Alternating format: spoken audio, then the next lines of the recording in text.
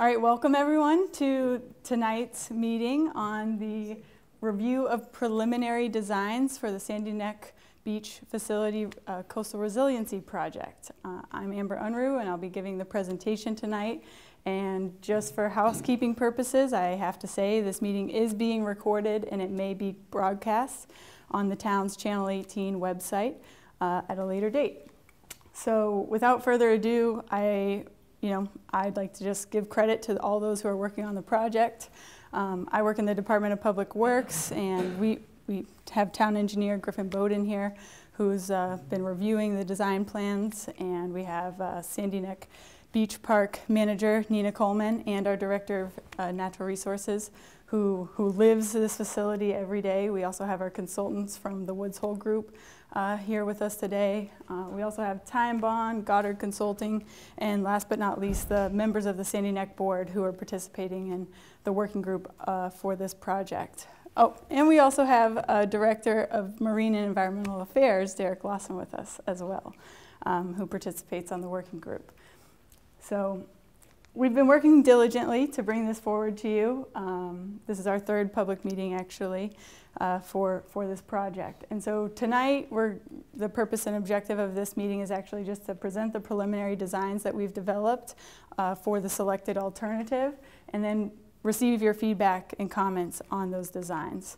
In order to do that, I'm just going to have a brief overview of the public meetings we've had to date, and then go over the things we considered in the development of these preliminary designs. We'll take a look at the preliminary designs, go into the next steps for the project as we move forward, and then we'll take time for discussion and comments on what we've presented tonight. So the public meetings we've had so far, well, we've had three, starting in January of this year. That first meeting was to review the site vulnerabilities and site constraints. We are working on an area of critical environmental concern, so that comes with a lot of things we have to consider when making changes to the site. We established the project goals at that meeting, and then we presented three conceptual alternatives to address the site vulnerabilities and selected one of those alternatives to move forward. That alternative that was selected was the full relocation of our parking lot infrastructure to a location that would be protected from coastal erosion and flooding. In that meeting, though, we presented a plan that also relocated our gatehouse and our ORV trail up to where the parking lot was. It got a little congested, and comments we heard from you all was that you wanted to have us evaluate not moving the ORV trail and also look for other places to put that relocated gatehouse. So we went back to the drawing board and we refined two conceptual designs to do just those things, allowing us to compare pulling that parking lot back and leaving the ORV trail in place, but then also relocating it up towards the parking lot. We presented those at the April 5th meeting, and from that meeting we got a lot of support to not move the ORV trail. So that would mean, what we're presenting tonight for the preliminary design is an even further refined version of that, which for preliminary design, what we're considering is at a 65% level. So it's not complete. Things will definitely change after tonight's meeting, so keep that in mind as we review them tonight. But this is an important step to get to preliminary design because it's a level of design that we want before we go to permitting agencies. And so after this meeting, we'll be bringing these designs to the permitters who will ultimately review them and likely result in changes to what you see tonight. So considerations for the preliminary design. There's a lot going on this site, and we wanted to take all that into account for the preliminary design. So on the left here, we have just an aerial view of our whole site. At the lower left is where you enter the park and you pass our existing gatehouse. Because we're going to relocate the gatehouse, we thought we could maybe do something to improve here.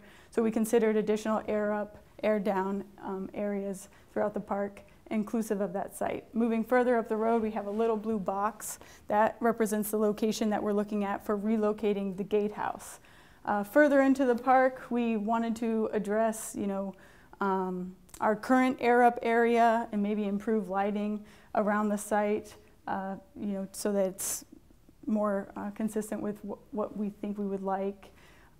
Moving up into the parking lot, this image actually shows the parking lot pulled back from where it is existing. In a sand dune restored over our current parking lot. In the parking lot, we wanted to optimize parking spaces and also address stormwater drainage in that area so that we don't have things like Lake Sandy Neck in our lower lot. And in addition, throughout all of this, we wanted to consider how these changes are viewed from the adjacent homeowners who have a view of this area. So we considered screening in this. And then throughout the site, considered minimizing the impacts to rare habitats as we develop these plans. So now we're going to get into the plans, and just starting with when you enter the park. This is the area of our existing gatehouse, but what we're proposing is improving this for air up area. So what you're seeing is an area where we have current gravel parking would be converted for additional air up area and provide up to 9 air up spaces for cars who are, on those peak busy days. It's getting backed up in the existing air up, air down area. They could go to this area, pull in, and have additional air up. We'd also provide 7 additional parking spaces. So because there'd be a loss of parking here, we'd have 7 additional parking spaces there that could be used for staff vehicles, such as the Sandy Neck Honey Wagon or other vehicles that are used on the site could park there during the day for their activities. In addition, as you drive into the park, we'd have a speed bump to help slow things down in this area. That way, because currently the gatehouse is what slows people down, we'd add a speed bump to help slow traffic as they enter. There would be a dedicated travel lane moving into the park so that these people can continue on up the road to the newly relocated gatehouse. On the way out of the park, we'd also have a raised crosswalk type speed bump as you re-enter this area to help slow people down. We'd provide signage that says, hey, stay right for airing up as you enter this area, so that people who need to air up would pull off to the right here and air up in this area. But if you were already aired up or didn't need to air up, you would just take this dedicated exit lane out of the park. All sidewalks in this area are maintained. In addition, the porous or the pervious gravel parking area over here will be maintained for any campers or not campers, but tent campers or hikers who may want to access the marsh trail. The marsh trail is being maintained so that people can access that for hiking, or if cars need to go down it, that is still possible. Anyone could also use the existing sidewalks to enter the park through this plan.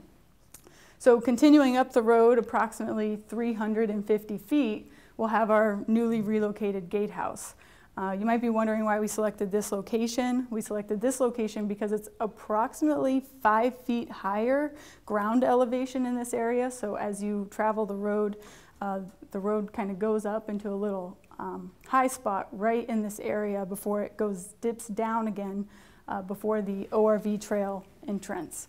And so we took a look at that, and we're considering, could we relocate our gatehouse here and give it some additional protection from coastal flooding? And so the ground elevation here is proposed to be higher, about 5 feet higher than existing. And then what that would mean is we'd then place a foundation down, for the gatehouse to sit on. That foundation is going to be about the same size or same height as our current foundation, which means when you're driving into this area to interact with the park staff, give them your fees or them check your permits, you're interacting with them in a similar manner as you are today. The gatehouse isn't going to be 5 feet above your head. It'll be just about the way it is today. We've also offered a car queuing area similar to today when they have people pull off to the side to wait for those who are exiting the park so that they can then enter the park to find parking space and go to the beach. On your way out of the park, there's a dedicated lane that goes around the back side of the gatehouse. Again, very similar to how we maneuver around our current gatehouse. A lot of this is, just changing what's in the roadway, but we are expanding off of the roadway in the direction that's a little bit to the northwest, so that, that there's room for that gatehouse and that exit lane.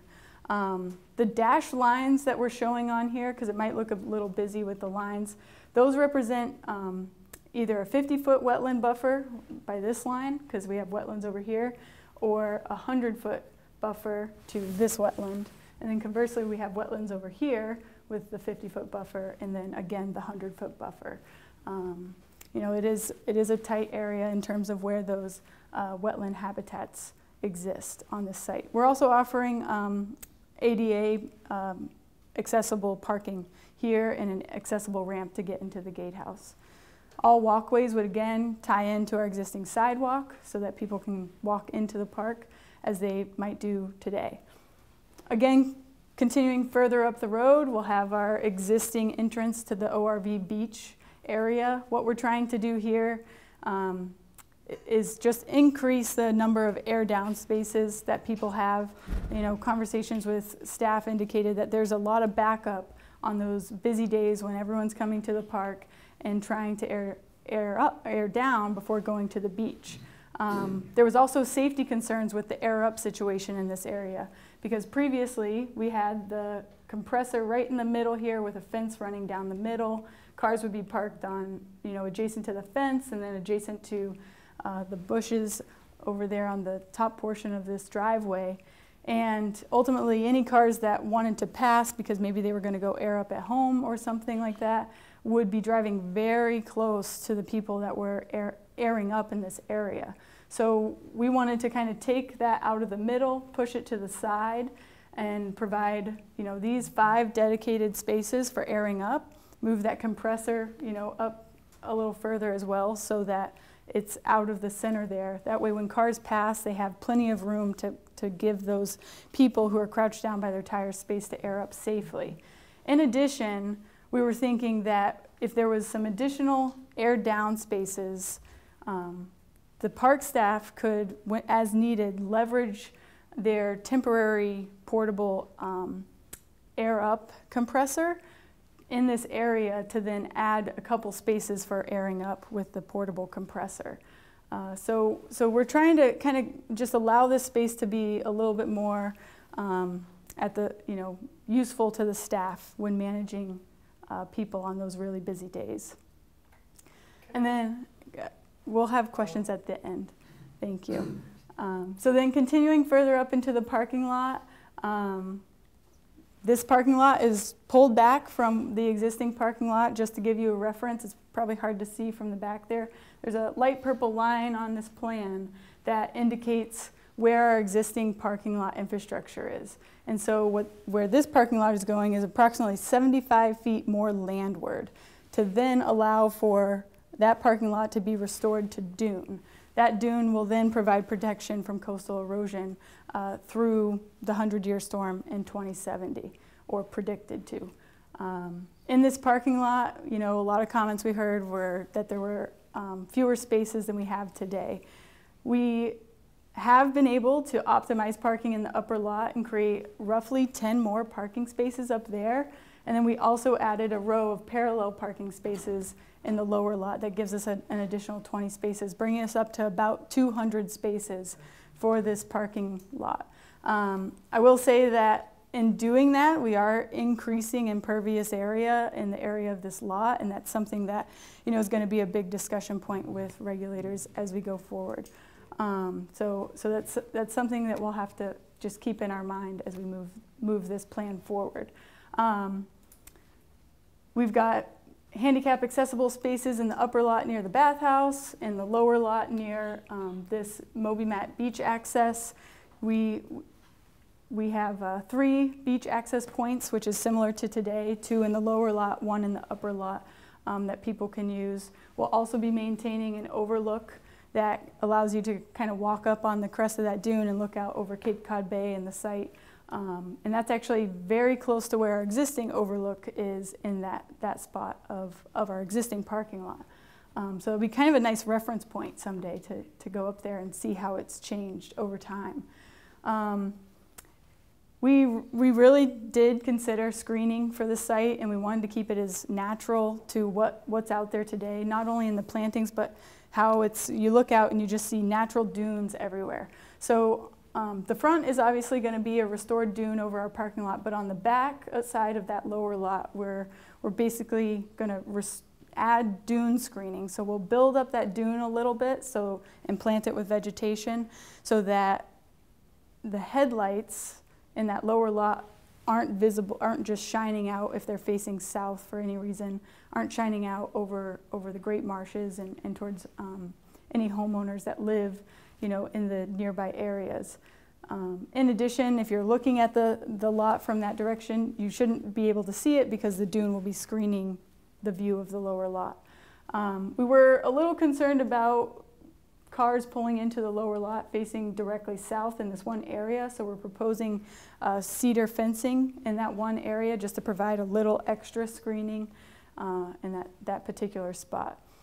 In addition, in case of an emergency, we've added an emergency access path that would basically connect to our existing ORV trail and allow any emergency vehicles faster access to the beach as needed. So these next few slides are really meant to just kind of give you examples. They're all examples of what some of these changes will look like on the site. So I mentioned trying to improve lighting on the site. Right now we have fairly outdated lights that might be a little bit brighter than what we want. And so any new lights that are put out there, we want them to be dark sky technology compliant.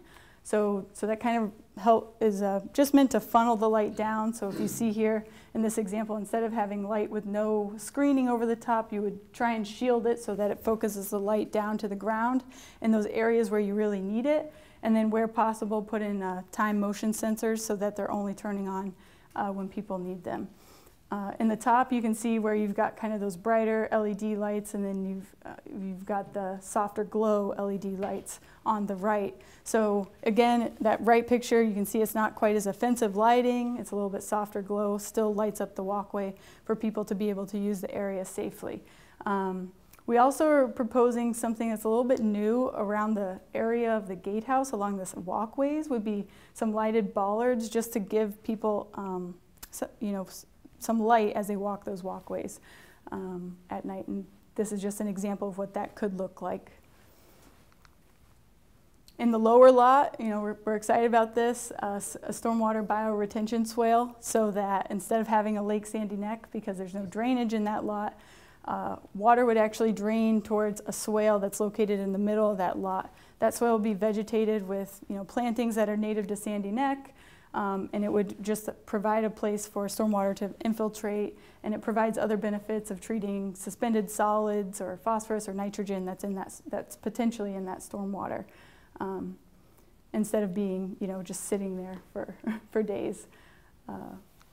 And then we heard a lot of comments about elevation changes in the lot, and we wanted to kind of take an opportunity to convey what the changes will be with the relocation of the parking lot. So it's probably hard to see this figure from in the back, but basically on the right you have Cape Cod Bay water levels at the 100-year storm still water level, which go up to a dune that extends towards the parking lot area. Right now, the dashed black line represents our existing elevation of the dune here, then the parking lot across as you move from the north to the south. So if you were to kind of walk a line from Cape Cod Bay going south over the parking lot, this would be the elevation profile today. The changes we'll make is that we'll just add more sand over our existing parking lot. Well, we'll remove that pavement, but we'll add more sand. It will create a wider dune, right, that then extends. We have an existing septic system that's actually underneath the pavement of that lot that will remain in place. And the solid black line represents the new elevation of the upper lot. So in summary, there's not a lot of change with the elevation of the upper lot. It's really just that we'll have a wider dune in the area of where our existing parking lot is. For the upper lot, there's a few more changes occurring, and that's because we have our existing primary dune that protects the parking lot and represented by this dashed line at the bottom here. But then we have a back dune, so that's built up behind the parking lot, which allows screening today, and then it extends down, kind of towards this low point in this area. So because we're pulling that parking lot back, again, we'll be restoring the parking lot area to a dune, so that's going to increase the elevation over existing parking lot, but then we'll be pulling down the elevation where there's that existing back dune to create the new parking lot infrastructure, and then creating another back dune behind the new lot so that it can screen the car headlights that will be in that lot.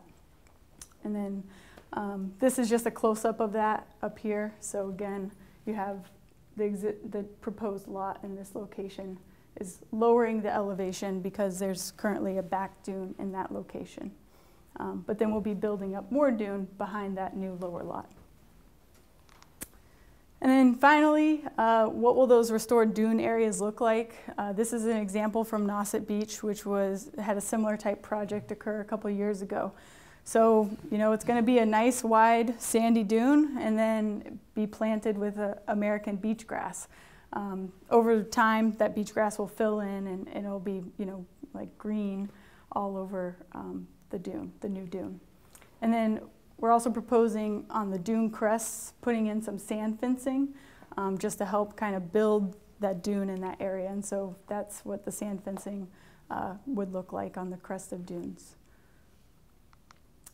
And so for next steps on this project, right now we're looking for public comments on the preliminary designs. If you've got comments tonight, we'll be writing them down. They'll be recorded. But you can also email them to me. A lot of familiar faces in here, so I think you already have my email. And then as we move through the summer, we'll be working to permit these preliminary designs, acquire the permits necessary to move the project forward. This winter and through next spring, working on those final designs.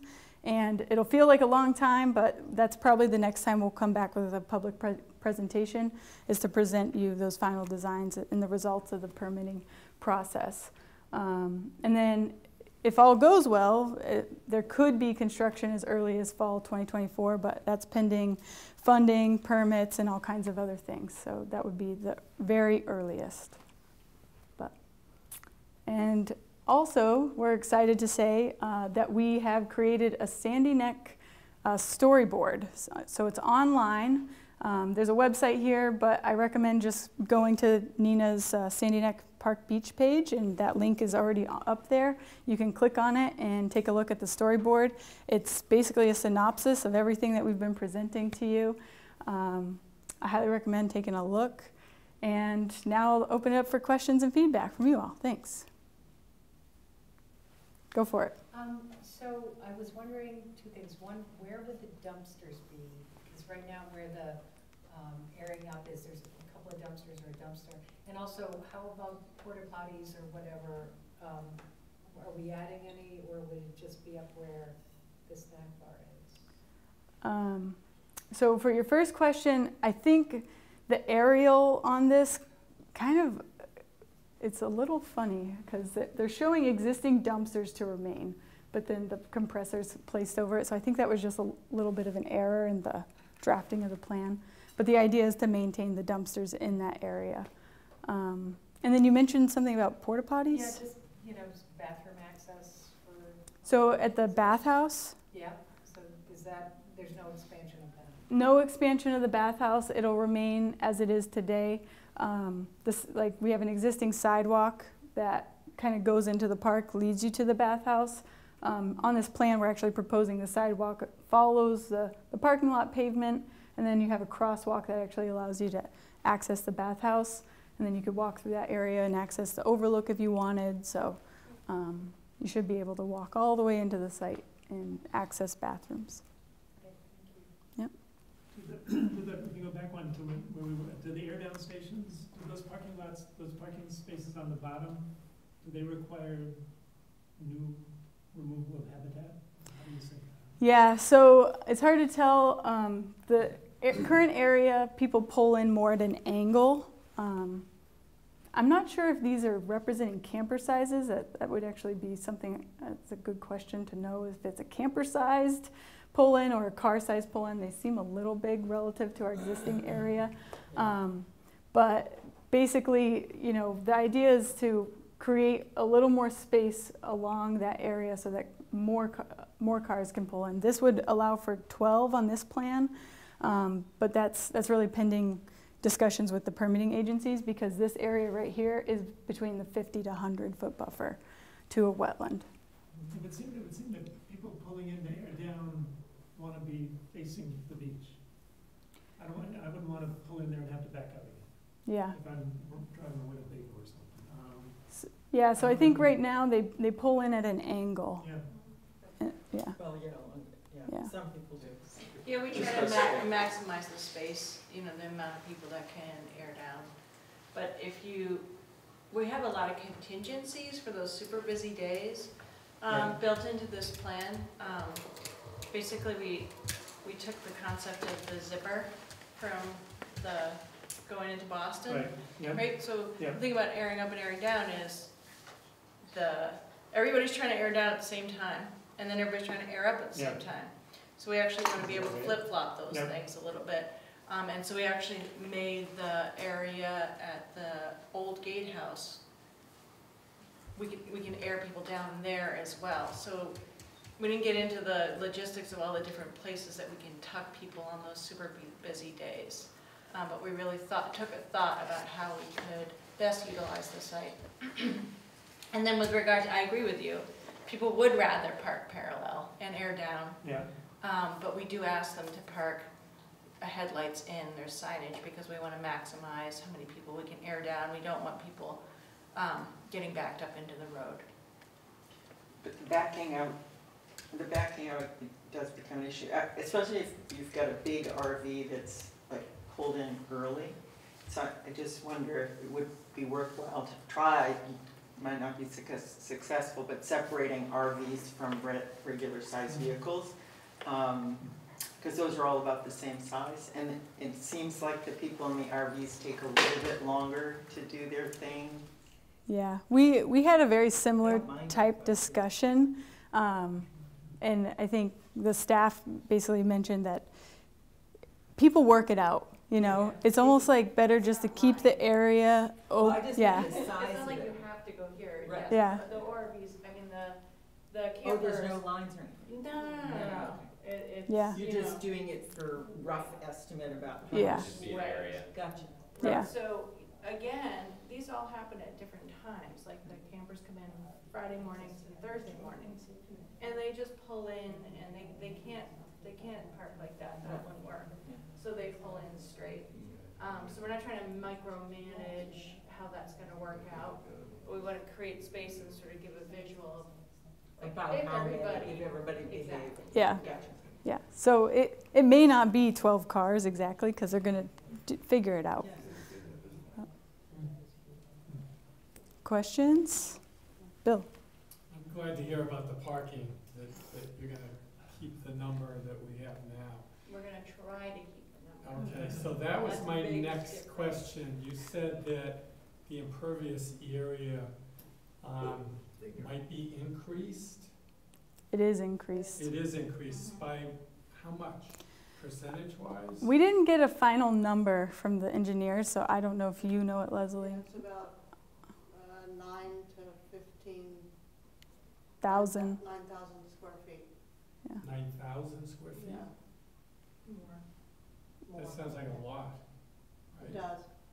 Is that, so, Sounds less when you convert it into acres, but it's. I was going to say, the size of the house. Yeah. so, Percentage of the facility. Yeah, that's Yeah. true too, yeah. Yeah. so what do you think will happen when you go before the different boards? I don't know. You know, Because that was a stopping point before, when we were trying to do an expansion out there. They kind of stopped us right there. I think what's really going to happen is it's going to become a negotiation, right? Like, this is what we're asking for, you know, this is what we would like to see on the site.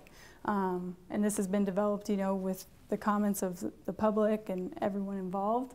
But their job is to hold us to the regulations. And so if they say we have to reduce it, that's just something we'll have to do. But, you know, we'd like to start here and then work through that process with them. So 9,000 square feet is equal to how many parking spots, roughly? I don't know.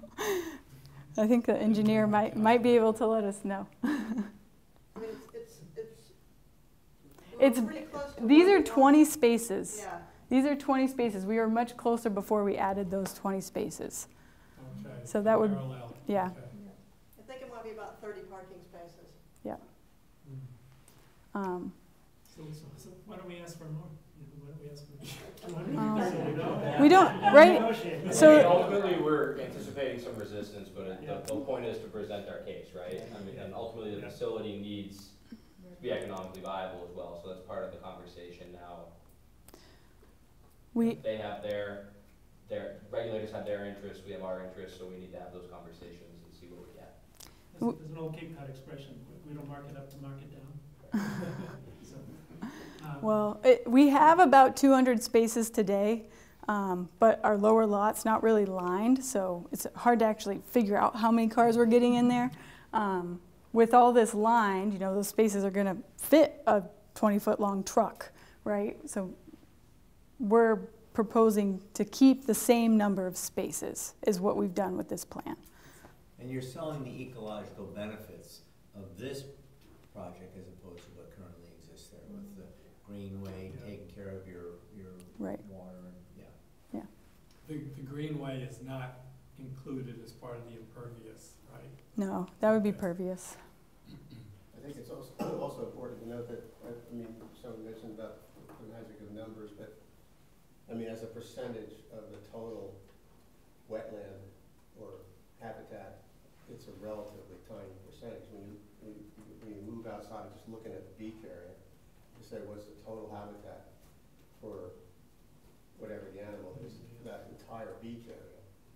And then you take this as a percentage of that, it's a pretty small, you know, it's gonna look like a pretty small number as a percentage. If you just focus on the beach area, then it's, you know, it could look like a much bigger percentage. So you can, I think that, you know, to be fair, it's a better way to represent the actual additional pervious space as a percentage, because it looks, it'll be a helpful number. It'll be like .0005. Well, it's less than said, if it's an acre, you know, it seems less. But literally, I mean, if you look at the, say, spade for the toad habitat on the entire beach, I don't know what it is, I have no idea. But it's gonna be a lot bigger than if you just look at it, you know, in that area of the parking lot. So if you use the additional impervious space as a percentage of the total, then it's not gonna look as, you know, as big of a number, so to speak. Let me just, one follow-up. The emergency access area that you're showing there, is that pervious or impervious? It'll be gravel, like It would be a gravel. So that's impervious. Pervious. That is Pervious? Oh, Okay. Okay. So we can't subtract anything there. Go ahead. Do you foresee any dune accretion worries on any of the walks as they are designed down to the beaches we have had for our western access walk through the years? Yeah, sand moves. Yeah, it does. So I believe staff are always having to maintain those access points. But it became unmanageable, the western one. We're just walking over the top now. You're no longer digging it out. So is there going to be This some one? flexibility? Yeah. This one? You're not digging it all the way back out. You're all going over the top of it now.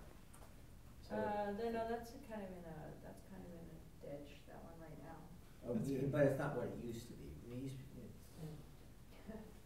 It's evolved. Yes. So, But I don't think that's part of this proposal, I think that's. Well, I think that's actually where our existing access is currently, so, yeah. The easiest access path is ultimately going to be this one. So least amount of grade change over the dune there. Because as you move through the lower lot, the elevation drops. And so that'll be the easiest point of access. That's why we place the handicap spaces in that location as well. Question. Go ahead. Are you presuming, I missed the earlier meetings, a large increase in the number of ORVs? I mean, I didn't know what the expectation is, or maybe bigger, more of them? No, we're not. How many are there now? I don't know how many ORV goers there are or permits there are. We're not proposing to increase the number of ORVers. I believe that's actually dictated by the miles of beach that are open due to nesting shorebird habitat and where those shorebirds nest. And Nina will jump in if I've got anything wrong here. What we're really trying to do is alleviate traffic congestion on those peak days when people are headed out to the beach, particularly for ORV activities. I think it's really more of a safety. You're correct. The plovers really dictate beach use in the height of the summer. But what we're trying to do here is deal with a pretty big safety concern, which is that the trail is blocked by people airing up. And they're crouched down, airing up in the trail. And that's what we're trying to shift out of the trail. We're not trying to increase ORV use. Does that answer your question? Yes and no. I mean, I'm wondering on the beach itself, also the eventual destination of the ORVs is very close to the public beach. And someone has been going to Sandy Neck my whole life, and it always bothers me a little. I know it's hard, but is there any way to move them down the beach a little? That's not really something we were considering as part of this project. I mean, we're not proposing to change where the ORV beach starts as part of this project. So it would be the same as it is today. But we hear your comment. Well, my question follow-up on that is the beach that the people sit at, is it overcrowded? Does it reach a maximum? No. Okay. No, You can because it's always go really west. limited. with Yeah, the you number of could go square west or footage. east Spread west. to a certain extent. Yeah. Yeah. Go ahead. You mentioned short lights, and I was wondering where specifically were you talking about that? So none are proposed up here right now. It would actually be, this is this black circle around the gatehouse area. That's 5 of those short lights just in this area as you approach the walkway. Oh, just for safety, it's not gonna be like Yeah. along the trail? Yeah, just to help light it up, as you know, if people are walking that way for some reason to go down to the, hiker parking or something, it would just give a little extra lighting in the area where our sidewalk crosses the road. So. And can I just mention one other thing that drives me crazy? When you come down the hill toward the gatehouse, there's a big sign that says 30 miles an hour, and then there's a flash that says, slow down. And if I walk down there every day. I think it's like the law or something, you have to have that speed sign up there, but it just seems so contradictory to what we're trying to do. When it says 30 miles an hour when you're coming near the It's pretty fast, right? it's just so crazy. And it just seems like you take that sign down and people would go slower because they look at 30 and they're like, oh, I gotta go 30. Whoop. Are you talking from? Speed, the sign, There's or there's a big sign, like a speed limit sign, 30, right over the flasher. yeah. And it That's just the seems, law. it just isn't the law because it's just the worst problem. I will tell you, that blinky sign has slowed people down considerably. We did a study, it was years ago, there were people clocking 70 through there, and it was terrifying. And Donna, who runs the gatehouse, is always screaming at people, and so we installed that because of our safety concerns with people crossing the road. It did actually make a difference, like a notable difference.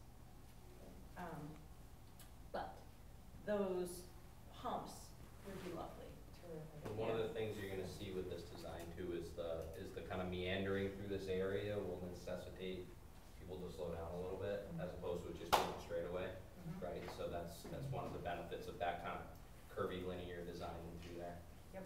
I make one other quick little comment? Sure. Is there a new law in Massachusetts that cars have to stay 4 feet away from bicycles? Yes, Did I 3 read that? feet, yes. Not that we can do anything about this, but if you're walking on the sidewalk heading into the park, people leaving the park or whatever are just right on the curb, and you've got pedestrians and you've got people, cars, like right next to each other. And I don't know what the solution is, but it's really awfully close, and we don't have many people on bikes coming into the park, but. Yeah, the new law is really about bicycles, as I understand it. And basically what it says is that the driver is required to give the bicyclist 3 feet, is effectively what the law requires. So if that means that they need to slow down because cars are coming in the other direction to wait, they may need to do that, if there's not enough space, and that is new legislation that recently passed. Maybe as a follow-up to your comment, maybe that sign shouldn't be 30 miles an hour. Yeah, unfortunately, that's difficult to change. That's state law, actually, because it's a road, and because of the classification of the road, that's the jurisdictional speed limit, and that's difficult to change. Yeah, we went through a lot of that. When you're in the park, once you get Right. past the gatehouse, you're in the park proper. It's no longer chapter 90B, so we can write citations in the park and we can't outside the park. And that's why you'll see it marked at a different speed limit. We could decide whatever, we could say 5 miles an hour, but nobody would listen to that either. Right. Go for it. The lookout platforms, are they gonna stay the same, both of them? They'll likely be updated in this. So this one we're not proposing to change, so it would be the same. But this one is likely going to be torn down and then reconstructed. It'll be new, but likely with the same type of materials you see out there today. And one more question: the picnic tables, are there going to be more, or will it stay? In the area here, I think it's going to be about the same.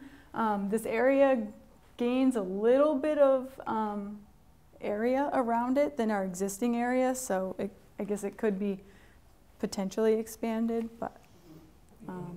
There's picnic tables behind too. Have you seen those, ma'am?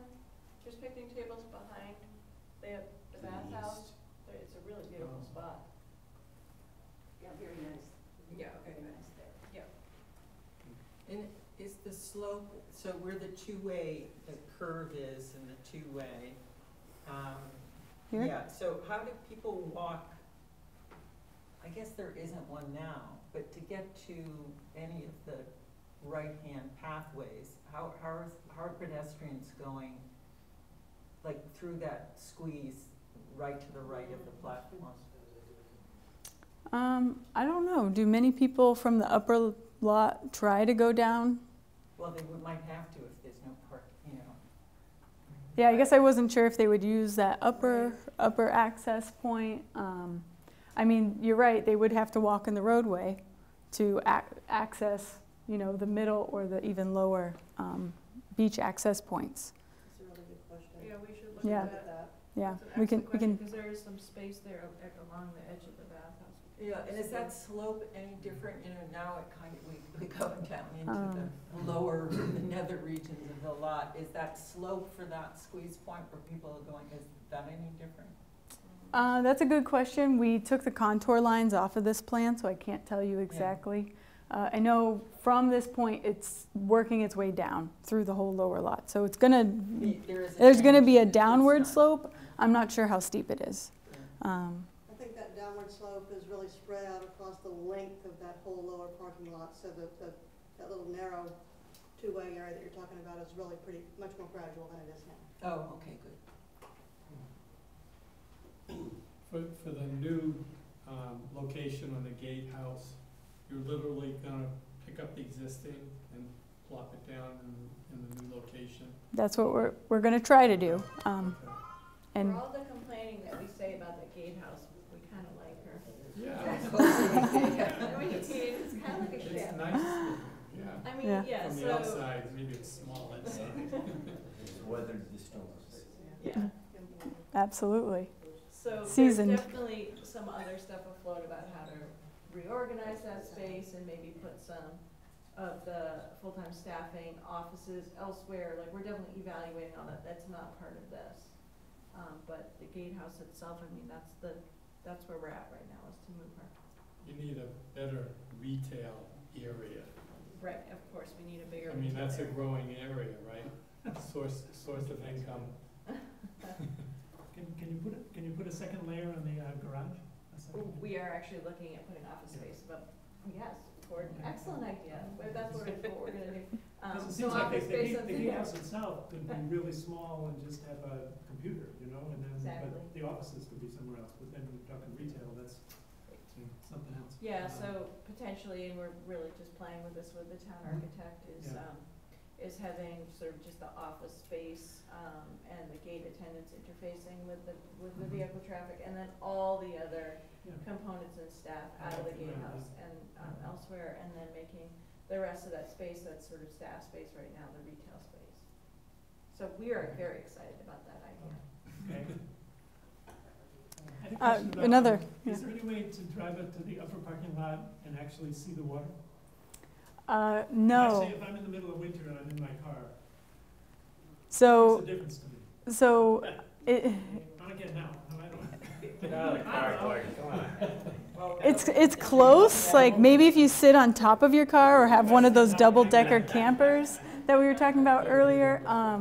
So, yeah, yeah. So no, unfortunately, you know, the purpose of the dune is to protect the parking lot infrastructure, and so it's crested up high enough to give us, you know, plenty of protection from the ocean. But that means, you know, these cars, like if you see the top of that car, follow that line, you know, he's not going to be able to see past the sand to look out at Cape Cod Bay. You know, this person, you know, roughly the height of a Nina, you know, she probably isn't going to be able to stand there and see it either. So, But you can't right now either. right, No, you To can't. be fair. yeah. And same thing in the lower lot, you know, that dune's going to be built up, you know, almost basically too high to see from your car window or truck window over that dune to the lot, or to the bay. Yeah, but can you go to the slide that shows that parking lot? Yes. Because I think in some of those spaces off to the left, off to the west, you might still be able to sort of get a view, because Okay. the dune's gonna slope Yeah. down I there. would think it wouldn't be quite as high for the higher parking lot, the dune. Is the dune gonna be higher on the west side and slope down to the east, like the parking lot? Or- So you're thinking from here you could Yeah, look not- out. Not straight out, but sort of off to the, Yeah. you could look Yeah. to sort of the That's where it northwest is a little bit and now. see some Yeah. water. You're correct, people do that right now. Yeah, I think Yeah. so, yeah. And so Yeah. that won't change. Yeah. That's excellent, yep. Yeah, and I guess maybe this spot could look out over the lower dune, potentially. Maybe, yeah, I don't know. Mm-hmm. Dune is a little bit higher, the crest is a little bit higher in that upper, you know, on the west side Okay. and Yeah. the east side, a little bit. Just thinking. Go ahead. If we need to, not trying to expose all our negotiating strategies at the moment, but that set of parallel spots at the bottom of the lot, Right. could that be just done with gravel? Potentially. You know, as a, I think when it comes to our parking lot infrastructure, the pervious pavers become a little bit harder to maintain in terms of like long-term maintenance, but certainly it's an idea we can, Gravel is too, but yeah, if he gets additional parking and yeah, it's certainly a backup plan. yeah. But south of those parking spaces, the dune rises, right? Yep, so the dune comes up behind these spaces. And I'll just go back to this cross-section. So that car is parked in the parallel parking, and this is the back dune here. It'll be vegetated to just help provide further screening of any car headlights. But cars actually will park parallel, you know, facing east, right? And then the other cars would be facing Cape Cod Bay in those spots, with only these cars on the other side of the swale, potentially facing south. So we tried to minimize the number of cars that faced south in this plan. So can I ask a question?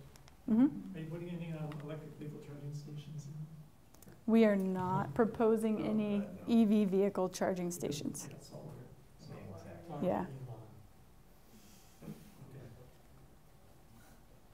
Another question? Go for it. Lighting on the, you say, it looks good, it's a lower, but people love to stargaze up there, they always have. So up here, are there any lights up here right now? Lights on the bathhouse. Okay, so whatever light is on the bathhouse, that will remain, but we're not proposing any more lights in the lot.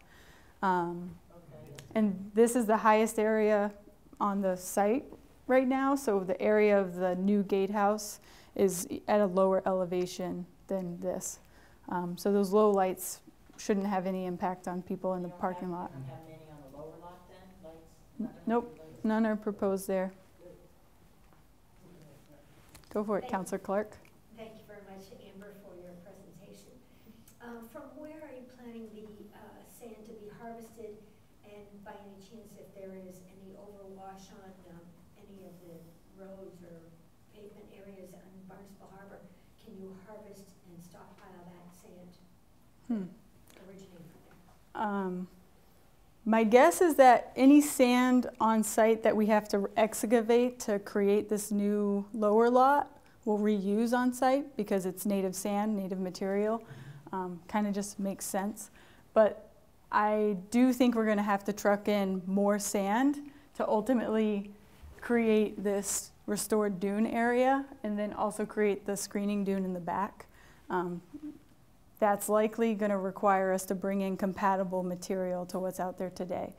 Similar to what we do when we nourish the front of our primary dune, where we actually have standards written in our order of conditions that tell us what sand we're supposed to bring to the site. Well, I know from experience on a regular basis, there is accretion of sand at the state ramp at Blish Point.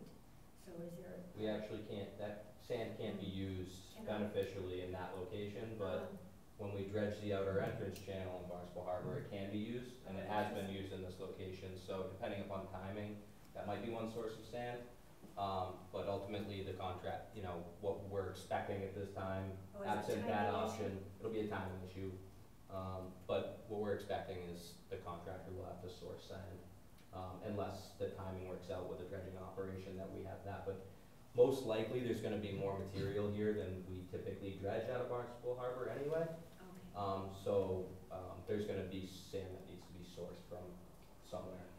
So from having used the state ramp, if it needs to be cleared out, is it, and it's a timing issue, is it something that can be stockpiled? It can't be used, it can't be beneficially reused, it has to go to a disposal facility because of the material that's in it. All right, understood. If you decided to straighten out the channel, leaving the inner harbor so that it goes straight instead of it veering so off to the west now, keeps veering further and further. If you straighten it out, you're gonna get a lot of sand. That would be a long regulatory process to make that happen. It's a possibility, but that would be a long regulatory process. That would involve a lot of studies to make sure that it's not gonna just accrete, and I think our best bet here is to source the material. And if we can time it with our regular maintenance dredging, that will be a benefit. Was there another question over here?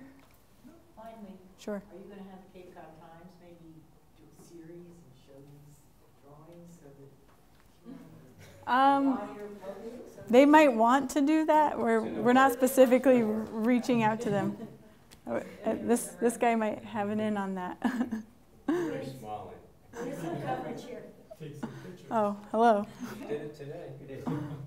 Those were beautiful pictures, Steve. Thanks. Yeah. So Counselor Starr? my question is, how can we help? Is there a point where, you know, letters of support or? Yeah, actually, we were just talking about this today. One of our very next steps is actually to apply for more CZM grant funds for this project. Their proposal period is open right now, so certainly I can follow up with you in the next couple of days for a letter of support for this project. Follow up with everybody. And, well, yeah. So in fact, Justine was just typing up an email to you that provides all the information that you can distribute to everyone as far as who to address that letter to for the CZM grant and what you might say in there. So that would be a grant to do further final design and further permitting. And I think, yeah, basically through final design, Yeah. so that we're ready to go to bidding. Again, the project would be, need additional funds to construct, so that's a level that we don't know yet. So. Any estimate about We don't have a new estimate associated with the preliminary designs yet. The engineers are working on those, but the last estimates were between $4 and $4.5 million for the concepts we showed in April. Okay. And some things have changed, so it's likely changed again. That's for the initial cost. Right. Yes, Not exactly. me. Cost to construct. Yep. Was any more thought given to where the existing gatehouse is now and where it floods, building a berm of some sort to keep the water out of that really dip low area there? Yes. So we did briefly talk about a berm that could be placed, in this area to protect where the existing gatehouse is located, but the berm would have to extend really far along the marsh trail because the marsh trail is at a low elevation for quite a ways, that you have to extend that berm so far to prevent the water from flooding, those other low-lying areas, because otherwise the water will just go around a berm, right? So you can berm this, but the water is going to find the lowest point and work its way in there. So it from a minimizing impacts to wetlands and habitat, it didn't feel like it was going to achieve, protection of the gatehouse and minimize impacts the way moving that gatehouse to its new location would. I think one more thing too, that in order to avoid impacts to salt marsh from that berm, we'd have to move the whole marsh trail further, further inland or further to the north. Yeah. It means more impacts to spade-foot toad habitat and other potential wetlands. So, yes, just what Amber's saying.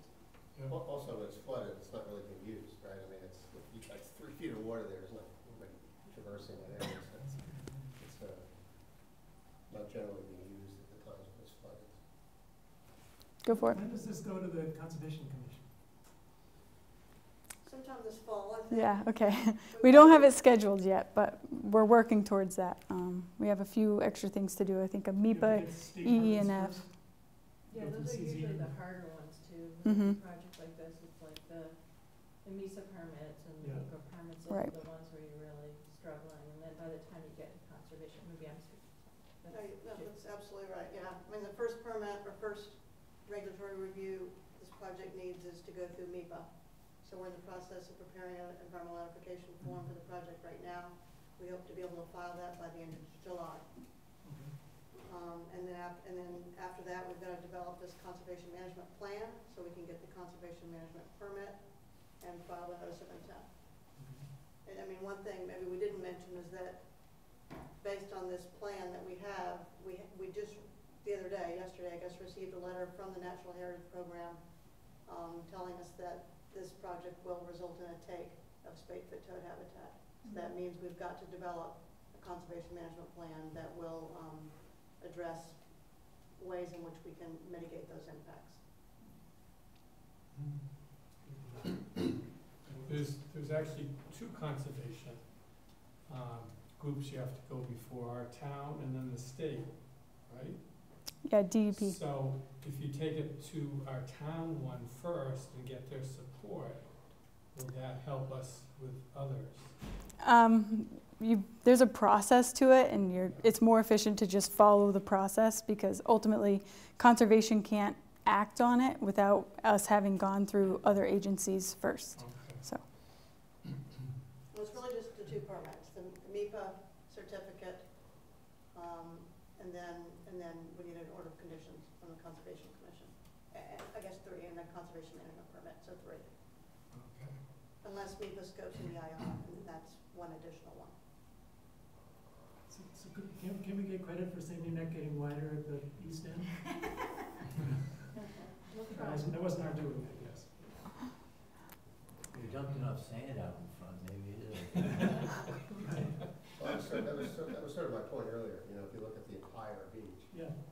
and you try to, you know, manage it by looking at it that way, it's maybe not quite as significant a take, but I don't know how these regulators think, so. Not like business people. So the question, how do you mitigate that? You have to protect other land somewhere else? They gave us some suggestions, and that was one of them. One of them was a conservation restriction on this property, which one does not exist right now. We figured that out today. I don't know what that conservation restriction would have in it. And then another was some sort of, like an escrow account for another agency to do, you know, habitat protection for spade-foot toad. Are there pieces of, That was concerned about that? That's the Natural Heritage and Endangered Species Program.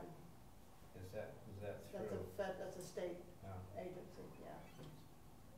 are there pieces of salt marsh in the Great Marsh that are privately owned that we could buy? It's more that we have to mitigate impacts to spade-foot toad habitat, so it can't be, you know, marsh, it's gotta be spade-foot toad habitat, because that's what the take is for.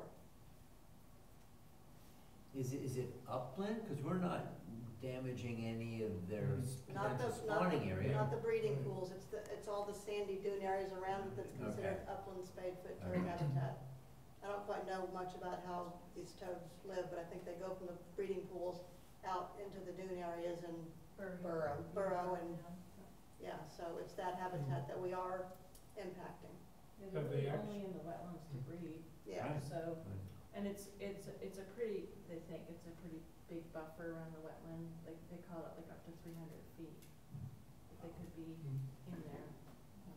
Have Yeah, they so actually, basically the whole place is upland spade-foot toad habitat, Yeah, except for pretty much where we're that, and the wetlands where they breed. have they actually found any spade-foot toads? Oh, yeah, there's a lot of space. Out there are? Oh, yeah, Yeah. on so many levels. It's Mm. primo, yeah, beautiful spade-foot toad habitat. Any other questions? Well, thank you. I appreciate that. And yeah. And again, follow us on the Sandy Neck storyboard.